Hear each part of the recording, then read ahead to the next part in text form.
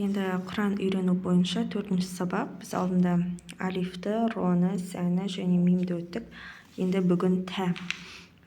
Тә әрпі алфавитте тә деп айтамыз. Оқыған кезде т деп оқимыз. Және де бұл жіңішке.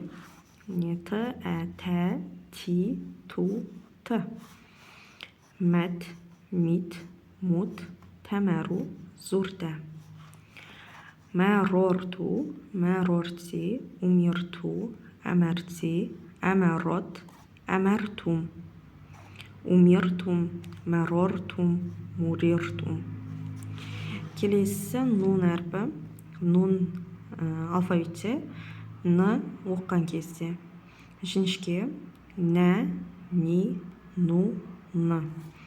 Ән, ин, син, мән, мин, лән, әнтә.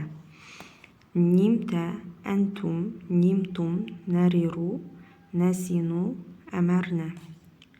Умирні, мәрорні, мурирні, әмрорні.